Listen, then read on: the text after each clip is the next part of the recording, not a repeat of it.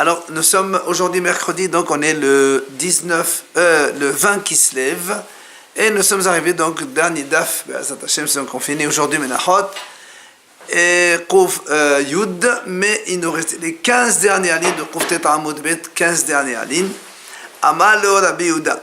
Hier on a vu la version de Rabbi Meir concernant la dispute entre Honio et Shimei, les deux enfants de Shimon HaTzadik. On avait dit que Shimon HaTzadik, il a dit avant de partir que c'est Honio qui va donc être son successeur, son fils cadet. Et il y a eu la jalousie de Shimei qui lui a dit de mettre les habits de sa femme, et après il s'est moqué de lui. À la fin, il s'est enfui en Égypte, il a construit là-bas son fameux temple qu'on appelle Beth Honio. Amalo Rabbi Yehuda, il vient Rabbi Yehuda, il dit Lo Chachayama. Rabbi Yehuda lui dit Rabbi Meir, c'est pas comme ça que c'était l'histoire. Elle a Lo Kibela Lo Honio Shimei Hagadol Menoshte Shanem ou Mersa.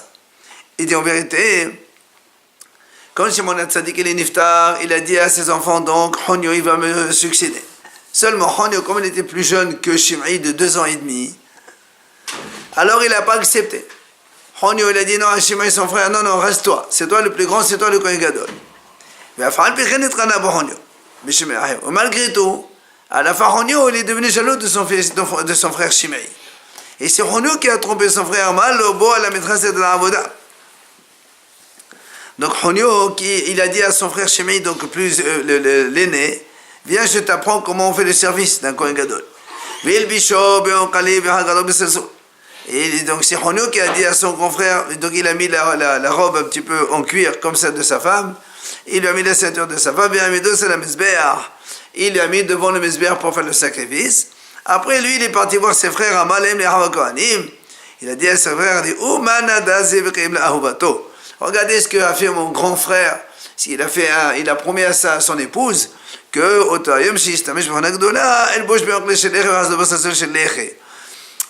le premier jour où je vais inaugurer le Beth Amikdash en tant que Kohen Gadol, je vais m'habiller par ton habit à toi, je vais mettre ta ceinture. Alors, ils sont venus les Kohanim, ils voulaient tuer Shimei. Le Kohen Gadol, comment comme ça tu fais? Tu mets les habits de ta femme pour venir servir en tant que Kohen Gadol. Et alors là, Shimei leur a raconté toute la vérité, que c'est Honio qui lui a dit de faire ça. Et maintenant, les Hachamim, Honio. Et c'est là où les gens, les Kohanim, voulaient maintenant tuer Honio. Et c'est là où il a couru, donc il s'est enfui Honio. Et ils ont couru derrière lui. Là, c'est Betamel, il a couru vers le roi et ils ont couru derrière lui aussi. Pour ne pas qu'il le tue donc devant le roi. À la fin, à chaque fois que quelqu'un le voit, il dit c'est lui Honio, et donc il demande aux Kohanim de venir, ou ses frères les Juifs, de venir le tuer. Alors à la fin, qu'est-ce qu'il a fait? Et c'est là où donc, il est parti en Alexandrie, en Égypte, et il a construit là-bas un Mizbeach, et il a fait les korbanot, les Shem Shamayim. Alors que Rabbi Meir a dit que quand il a fait ce temple, il a fait pour la Avodah Zarah, Rabbi Yehuda, il a dit non, il a fait les Shem Shamayim. La preuve, il y a un passage qui dit comme ça. Il y a marqué un passage qui dit, ce jour-là, il y aura un Mizbeach en Égypte, un Mizbeach pour Hachem. Donc tu vois bien que ce qu'il a fait Honio, c'est pour Hachem. C'est pas pour la Avodah Zarah comme il a dit Rabbi Meir. Et donc un monument devant, donc sa limite devant Hachem. Maintenant, quand les Hachamim ils ont entendu ce qui s'est passé, ils ont dit, c'est déjà celui-là qui s'est enfui de là, puisque Honio, son père lui dit, c'est lui qui va être le Kohen Gadol. Et lui, il s'est enfui, il a dit à son frère, vas-y toi. Et à la fin, regardez comment il est devenu jaloux, comment il a fait. Celui qui était déjà là-bas, ou celui qui veut donc devenir un chef, un poste de dirigeant, a fortiori combien il est capable de faire des choses. Tania Amar Rabbi Shimon ben Chaya. La Braïta le ramène d'ailleurs dans le même style. Rabbi Shimon ben Chaya a dit comme ça. Batehila kol ha'omer alela ani kofto v'notno lifnei ari. Rabbi Shimon ben Chaya aussi, il était un prince d'Israël, grand rabbin d'Israël. Mais avant, il disait, celui qui me dit allez monte, ça veut dire postule pour le poste de grand rabbin, ani kofto v'notno, je l'attache et je le mets donc en proie au lion. Tellement lui, il s'éloignait, il voulait pas, il était modeste, il voulait être tranquille. Donc au début, il voulait pas être le chef d'Israël. Maintenant, maintenant qu'il est devenu le prince, celui qui me fait descendre de là, je lui renverse un tonneau de bouilloire de chaude. C'est pour te montrer comme c'est difficile, quelqu'un qui est à un poste de chef, comme c'est difficile de descendre de ce poste-là.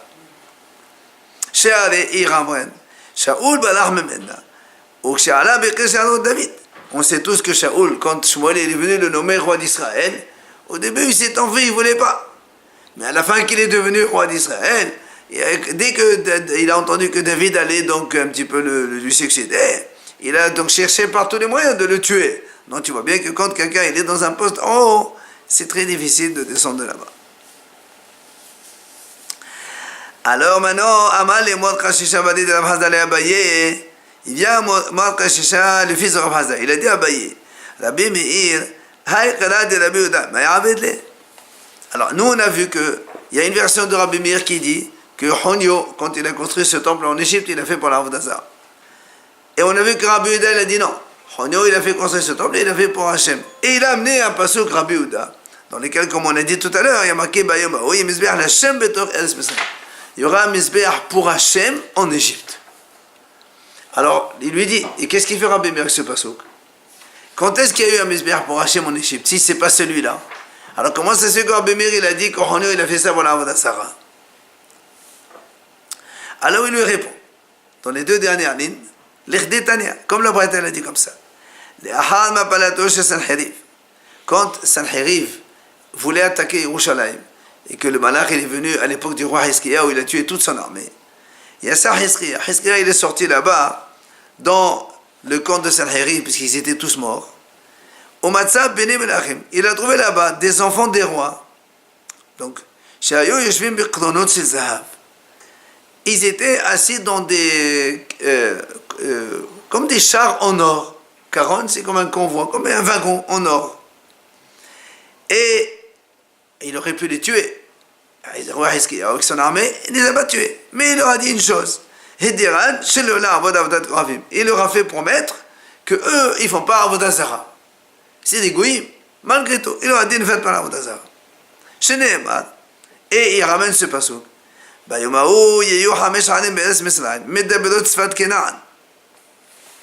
Ce jour-là, il y aura 5 villes en Égypte qui parleront la langue de Canaan. Canaan, c'est Israël. Ça veut dire que les 5 villes, ce sont des 5 villes qui sont donc tenues par ces 5 rois-là, et donc que Hiskiya a laissé vivants. Et ils vont jurer par le nom d'Hachem. Ça veut dire qu'ils se conduiront comme des juifs. Donc ces fameux 5 soldats-là, donc fils de roi, ils sont allés en Égypte. Ils ont construit un Mizbeach. Ils ont fait donc un korban pour Hachem. Voilà, le pasuk qui dit, ce jour-là, il y aura un Mizbeach d'Hachem en Égypte. C'est bien de cela, Rabbi Meir te dit, c'est dans ce cas-là qu'il y a eu un Mizbeach pour Hachem. C'est dans cette histoire-là. Mais Honyo, lui, c'était là, Avodah Zarah, selon Rabbi Meir. Vient la Gemara nous ramène ensuite la suite de pasuk. Le pasuk là-bas, il dit, dans Ishaïa, dans le même Pérec, juste avant, c'est marqué, ce jour-là, une ville de destruction, il sera dit pour l'une. Alors on ne comprend pas qu'est-ce que ça veut dire. Que signifie ce pasuk? Alors vient, il dit, Keddem Targem Rav Yosef. Rav Yosef, il a traduit, donc il a expliqué ce pasuk. Il a dit, Karta de Bet Shemesh de Atid de Mehlav. Il dit, en fait, Aïr HaHeres, c'est la traduction du mot Bet Shemesh. Une ville qui s'appelle Bet Shemesh, elle va être détruite. De Atid de Mehlav. Et Amar Dehi Hada Menehon. Et donc c'est cette ville-là, une de ces villes, il va être détruite. Alors vient le Gemara dit, qui t'a dit que c'est Bet Shemesh? Quel rapport avec Bet Shemesh? Il y a marqué, la ville sera détruite. Pourquoi tu dis que c'est Bet Shemesh? Qui t'a dit que ça fait allusion à Beth Shemesh?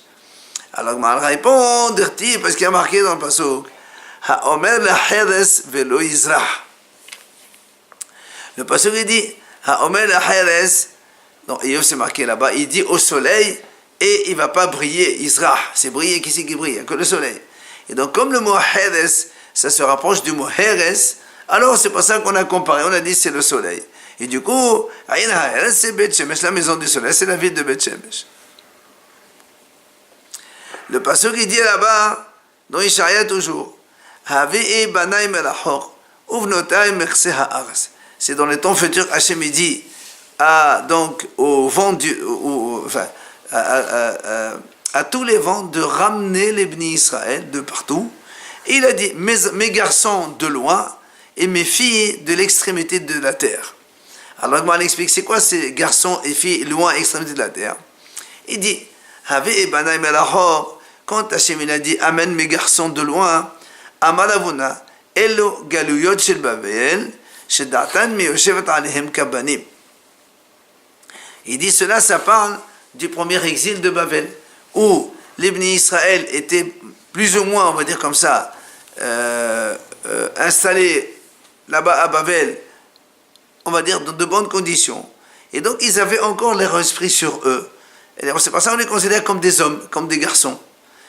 Et l'autre, et c'est quoi mes filles de l'extrémité de la terre? Et le galuyot il dit ce sont les exils des autres pays, en dehors de Babel, où les Bnei Israël ont supporté lourdement le joug des autres nations, et qu'ils ont été donc maltraités et dominés, et tout cela par les autres nations. Et là donc ils n'avaient pas leur esprit sur eux, et là on les compare donc à des filles. Amar Rabbi Abba bar Rav Yitzhak. Il a dit Rabbi Abba, le fils de Rav Yitzhak. Amar Rav Hasda, au nom de Rav Hasda. Amrela Amar Rav Yudah Amar Rav. Certains disent que c'est Rav Yudah au nom de Rav qui a dit ça. Il a dit Mitzur ve'ad kartigani makidin et Israël ve'tavim sheva shamayim. Si on prend donc les goïms qui existent depuis la ville de Tzur. Tzur, c'est une ville à l'ouest d'Israël, jusqu'à Kartigani, c'est une ville à l'est d'Israël. Donc si on va de l'ouest jusqu'à l'est, tout cela, c'est Goyim Makirin et Israël. Ils reconnaissent les Juifs, ils leur donnent leur kavod, et aussi, Avin Sheba Shamam, ils croient aussi en Dieu, qui est donc le Père, donc notre Père dans le ciel. Par contre, au Mesot la Pema'alav, et si tu prends maintenant donc de Tzur vers l'ouest de l'autre côté, au Kartigan et la Bemezrah de l'autre côté, cela est Makirin et Israël, velo et Avin Sheba Shamayim. Ceux-là, donc, ils ne reconnaissent pas les Juifs, donc ils ne font pas du kavod des Juifs. Ils ne reconnaissent pas aussi, donc, le Créateur du ciel, donc Hachem, notre Dieu. Ça, c'est ce qu'il a dit. Maintenant, était vers Rav Shimi, Rav Shimi, il a objecté contre Rav. Il a dit, comment tu dis ça? Qu'une partie des gens, ils reconnaissent Israël et leur Dieu, et une partie, ils ne reconnaissent pas, donc, le Dieu d'Israël. Pourtant, le passage qui dit, mais gadol shemi bagoyim. Il y a marqué depuis l'est donc depuis le lever du soleil jusqu'à son coucher. Gadol shemi bagoyim. Le nom d'Hachem il est grand dans les nations. Ça veut dire que tout le monde reconnaît l'existence d'Hachem. Alors comment toi tu dis une partie, donc grande partie, ils ne reconnaissent pas Hachem. Et la suite du passage qui dit Ufrol makom. Ça c'est la suite du pasuk. On va le voir donc tout à l'heure l'explication de ce pasuk. Donc Rav Shimi il objecte à Rav, comment tu peux dire une telle chose alors que donc le pasuk il dit autrement. Amale, alors Rav il s'étonne, il lui dit Shimi at, c'est toi Shimi qui parle comme ça et qui pose des questions pareilles. Il dit même si les goïms ils ne reconnaissent pas Hachem, donc comme on a dit tout à l'heure, malgré tout, ils l'appellent le Dieu de tous les dieux. C'est-à-dire, eux, ils ont leur Dieu, mais il y a un Dieu au-dessus de tout ça. Donc, ça, tu vois bien qu'ils reconnaissent aussi l'existence d'Hachem. Après, on ramène la suite du passage, justement, on a dit, Bechol makom, muktal mugash lishmi. La traduction, donc littérale, dans tout endroit, de partout, Mukhtar Mugash Lishmi. On fait encenser et on fait donc offrir à Hachem Lishmi, donc en mon nom. Bien la Gemara s'étonne, Bechol Makom Salkadater. Comment le pasuk il dit, dans tous les endroits on fait des korbanot, on fait des encens. Non, c'est vrai qu'on sait que les korbanot ne se font que dans le Beit HaMikdash. Comment le pasuk il dit, Bechol Makom, dans tout endroit, eh bien tu fais des encens et tu fais des korbanot en mon nom. C'est pas possible. C'est pour ça il vient Amad Rabbi Shmuel ben Nachmani. Amad Rabbi Yonatan. Il vient Rabbi Shmuel, le nom de Rabbi Yonatan, il répond. Il dit, Hello, Talmidei Chachamim ha'oskim b'Torah b'chol makom. Il dit, ici il s'agit de tous les Chachamim, de les sages d'Israël qui étudient la Torah de partout dans le monde. Alors Hachem dit, celui qui étudie la Torah, moi je considère comme si qu'il est en train de faire des sacrifices. Or, comme on étudie la Torah de partout, donc c'est comme si qu'on est en train de faire des sacrifices de partout. Et après la Gemara, elle explique la suite du pasuk. Il y a marqué Uminha Tehora. C'est quoi Minha Tehora? Est-ce qu'il y a une Minha qui n'est pas Tehora? Une Minha qui est impure, ça n'existe pas. Alors il dit, puisque maintenant tu parles, ce pasuk-là, tu m'as dit qu'il parle des Talmidei Chachamim qui étudient la Torah. Alors comment tu expliques Minha Tehora, la suite du pasuk?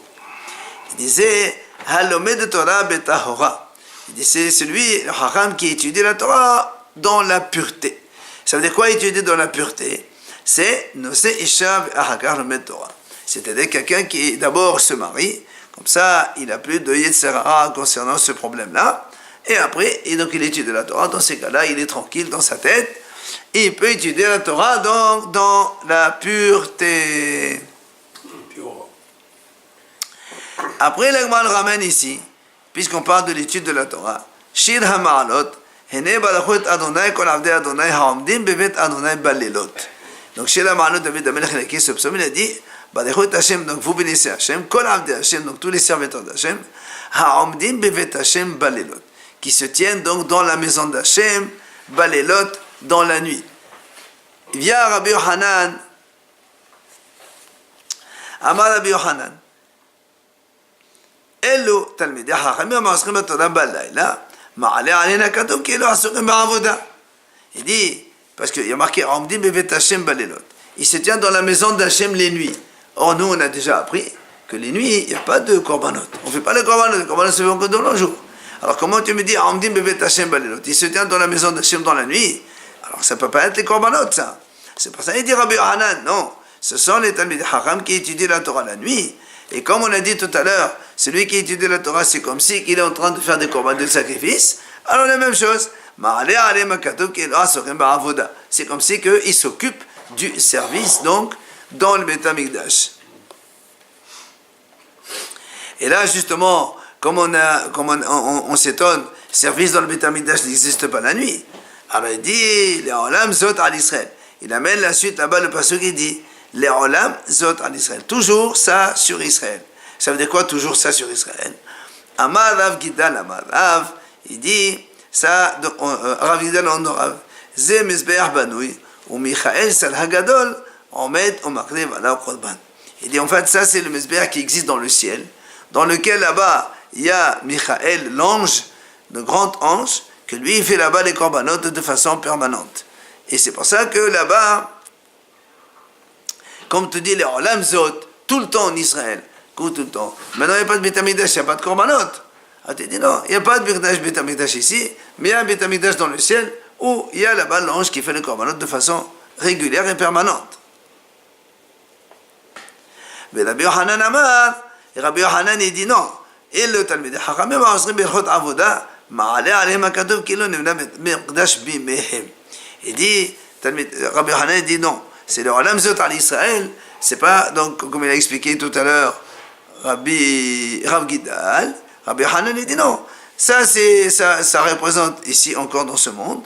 Mais tous les Chachamim qui étudient la Torah, comme on a dit tout à l'heure, celui qui étudie la Torah, c'est comme si qu'il est en train de faire le sacrifice. Et donc, on considère que le Beit HaMikdash, il est construit à leur époque, puisque quand on étudie la Torah, on est en train de servir Hachem. Amar Rish Lakish. Maï Dirtiv, il vient Rish Lakish, il explique. Il dit, c'est marqué dans le pasuk, Zot HaTorah, la'ola, la milcha, la hatat, la hacham, etc. On a déjà vu donc longuement ce pasouk. Qu'est-ce que signifie? Voici la Torah de Ola, milcha, hatat, hacham. Il dit, Rishakish, il explique, de là on apprend, Kol ha'asir b'Torah, qui est le écrive Ola, milcha, hatat, hacham.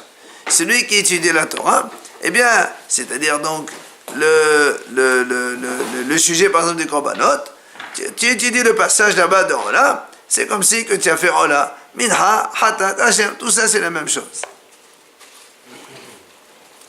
Amar Rabba, alors il vient Rabba et dit, si c'est comme ça, Hay, la Ola, la Minha, Ola, Minha, mais pourquoi tu dis Zot Torah, la Ola? Et si tu dis que la Torah c'est comme Ola, tu aurais dit Zot Torah, Ola, Minha, Hatat, Hashem. Tu comprends que la Torah c'est la même chose que Hatat. Pourquoi le la, Ola, la Hatat? C'est quoi la? Et là, Rabba, c'est pour ça que Rabba dit, c'est pas comme on a dit tout à l'heure, celui qui dit de la Torah, c'est comme si qu'elle a fait le sacrifice. Il dit non, quand la Asir Torah, et non, c'est-à-dire la velo minha velo hacham. Rabba lui dit au contraire, celui qui étudie la Torah, il n'a pas besoin ni de Ola, ni de Hatat, ni minha, ni hacham, ni rien du tout. C'est pas comme si qu'elle a fait. Quand on dit comme si qu'elle a fait, ça veut dire que tu compares la Torah au korbanot. C'est-à-dire que le korbanot c'est plus important. Quand on compare quelque chose, ça c'est comme celui-là. Donc l'autre il est plus important, c'est la référence. Il vient Rabba, il dit pas du tout. Celui qui étudie la Torah, lui, il n'a pas besoin ni aucun korban, ni ola, ni minha, ni hatat. Amar Rabbi Ishaq. Il vient Rabbi Ishaq, il dit, Maïdirtiv, c'est quoi dans le passage que c'est marqué Zot Torah Hatat. Et il y a marqué aussi Zot Torah Hacham. Pourquoi à chaque fois on me dit Torah, Torah? On aurait pu dire genre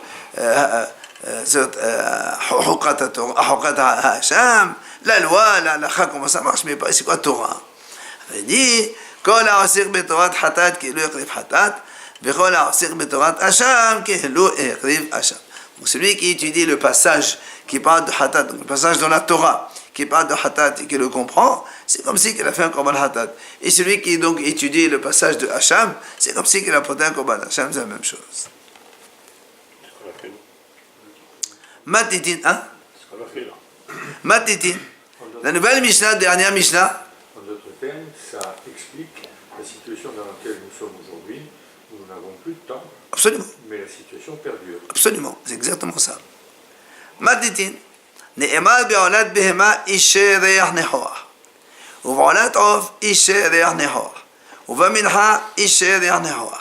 לומר לך, אחד המבה ואחד הממעיט, ובלבד שיכוון ליבו לשמיים.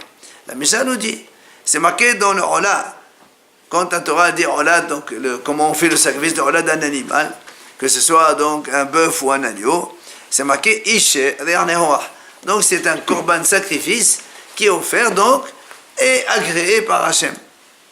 La même chose, les mêmes mots, ils sont écrits à propos de Olat Ouf, la volaille, dans une petite volaille, un petit oisillon de rien du tout. La Torah dit la même chose. Et dans Mincha, c'est exactement écrit la même chose. Alors pourquoi la Torah l'a fait ça? C'est pour te dire, ce qui compte, c'est pas la grosseur de l'animal, ni la grandeur, la valeur d'argent de la chose. Ce qui compte, c'est que tu amènes beaucoup, que tu amènes moins. Ce qui compte, c'est ce qui compte, c'est la kavana que tu as dans ton cœur quand tu amènes ton korban. C'est ça qui compte le plus. Ce que tu amènes en volume, c'est pas le plus important. Ce qui compte, ce qu'il y a dans ton cœur. Quand tu amènes ce korban, pourquoi tu l'amènes? Si tu as la kavana nécessaire du korban, c'est ce qui compte le plus. La Gemara vient de dire, Amar Rabbi Zera, il vient Rabbi Zera dire comme ça.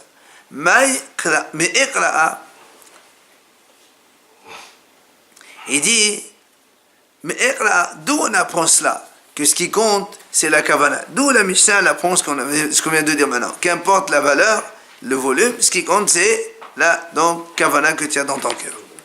Il a dit, c'est marqué dans le pasuk de Shlomo HaMelech, il a écrit. Il a dit, Metoka shenat ha'oved.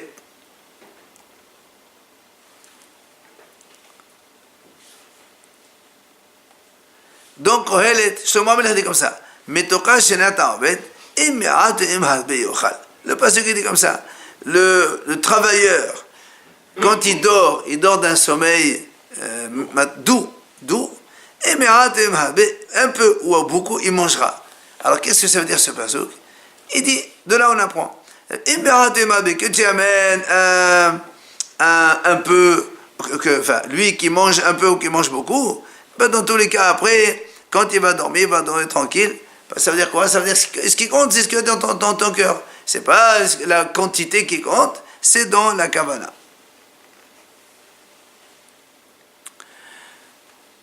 Ravada, il amène un autre pasuk. Il dit, c'est marqué, Birvot ha-tova rabbu ochleha, uma kishron liba'alav.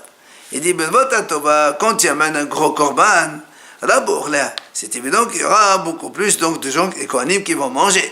Mais, uma kishron liba'alav, ça veut dire que Hachem, qu'est-ce qu'il voit dans tout ça? Hachem, il voit quelle est l'intention de celui qui a amené. Ce qui importe, c'est pas combien de kohanim tu vas leur donner à manger, que tu amènes une vache, ou que tu amènes un agneau, ou que tu amènes un oisillon, c'est la même chose. Ce qui compte, c'est que Hachem, lui, il voit quelle est donc ta vraie kavanah, ta vraie intention, et avec ça, donc, Hachem, il considère le korban. Tania, la Brette ancienne. Amar Rabbi Shimon ben Azai. Viens voir ce qui est écrit dans la paracha des korbanot. C'est-à-dire quand on amène les korbanot, dans la Torah, quand elle a décrit tous les korbanot, qu'est-ce qu'elle a écrit? Lo el velo Elohim ella Hashem.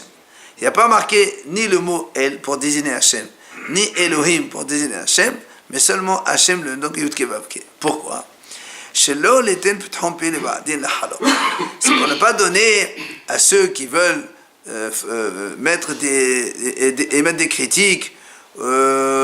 Par exemple, si on marque Elohim, alors tu vois, des gens ils vont te dire, tiens, puisqu'il y a Elohim, il y a plusieurs dieux. Un il dit, j'amène une vache, l'autre il dit, amène un agneau, l'autre il dit, amène un oisillon. Donc pour éviter donc, des critiques pareilles, on a employé le mot Hashem chaque fois, et donc on sait qu'il y a un seul Dieu qui a demandé tout ça. Et Vene'emar, il ramène aussi cette dracha qu'on a vue dans la Mishnah. Ne'emar b'shodagas, Isher Nehor. Dans le taureau, c'est marqué dans la Torah, Isher Nehor. Ou v'ovadak, et dans la volaille, aussi c'est marqué Isher Nehor. Ou v'minha, aussi c'est marqué Isher Nehor. Les mêmes mots dans les trois cas. Le malach, comme on a dit, Ehad amabe ve'ehad amamait, que tu amènes beaucoup ou que tu amènes moins. L'essentiel, c'est quoi? Ou vilvat, shechaven et tebol hashaman. L'essentiel, c'est que dans ton cœur, ton intention, elle soit pure pour le korban et pour faire donc la volonté d'Hachem Barach. Maintenant, tu dis, et maintenant, si tu dis, non, au contraire, si j'amène un gros, c'est mieux, Hachem, il a besoin de manger. Hachem, il a besoin de manger, Tamodomar, im el'av lo malach. Hachem, le passage qui dit comme ça, dans Télim, c'est marqué, im el'av, Hachem, qui est Hachem, il parle, si moi j'ai faim, le omal, je ne vais pas te demander à toi de me donner à manger. Qu'il est et velum loa. Hachem, il a le olam entier. Il n'a besoin de personne pour manger s'il a envie. Vinéma, le passage qui dit encore, qu'il est chol haytoyad. Hachem dit, à moi appartiennent toutes les bêtes de la forêt du monde. Behemot bebahar tous les animaux dans toutes les montagnes, c'est à moi. Yadati kol of harim. Je connais toutes les volailles, tous les oiseaux où ils sont. Vizit sada amadi, tous les reptiles qui se trouvent dans les champs, tout ça, je connais. Est-ce que moi j'ai besoin de manger la viande que tu m'amènes? Ou bien est-ce que je vais boire le sang que tu vas verser sur le mesbéach, que tu crois que tu amènes sur le mesbéach, c'est pour donner à manger? Pas du tout. Moi je t'ai pas dit d'amener les corbanotes pour qu'après tu vas dire, tiens, moi je vais faire le plaisir d'Hachem, comme ça lui aussi il me fera mon plaisir. C'est pas dans ce but, Hachem dit. Moi, j'ai pas fait ça pour ça. C'est pas pour moi que vous faites des sacrifices. Quand vous faites des sacrifices, c'est pour vous. C'est pour vous que vous faites des sacrifices. C'est pour vous que vous faites des sacrifices. Donne une autre explication à ce terme. Pourquoi, à votre agrément, vous allez le faire, c'est-à-dire pour vous et pas pour moi. Ça veut dire ici, la Gemara dit, quand vous faites le korban, vous le faites avec l'intention du korban, la kavana véritable du korban, et pas soit dit en passant, comme ça vient, comme ça vient. D'ailleurs, la Gemara ramène ici, Shmuel, il a posé la question à Ravuna. D'où on sait que si quelqu'un il faisait autre chose, et par exemple il dit, imaginons il était en train de faire autre chose, et il a fait la shahita d'un animal, d'un korban, sans avoir l'intention de faire la shahita d'un animal. Peut-être il voulait faire la shahita d'un autre chose, d'un autre animal, et il a fait la shahita d'un korban. Il dit, chez Pasoul, il est Pasoul. Pourquoi? Voilà, il a fait la shahita quand même. Il dit non, parce que chez Marc Sheneemar, Beshahat et Ben Abaka. La Torah a dit, quand tu fais la shahita, tu te fais la shahita de l'animal que tu es en train de faire. Pas tu penses à autre chose. La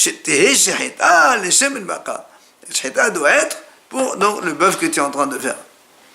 Amalo, il a dit, mais Zob, il a dit, nous, ça je sais, ça la Torah te dit, il faut faire comme ça, c'est bien, c'est une mitzvah. Ma question, elle est que si on n'a pas fait ça, est-ce que c'est annule, c'est invalide?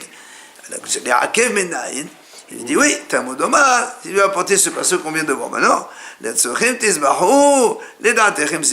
Justement, il a dit, comme la Torah dit, ça veut dire il faut que ce soit vraiment avec votre intention de faire la shahita.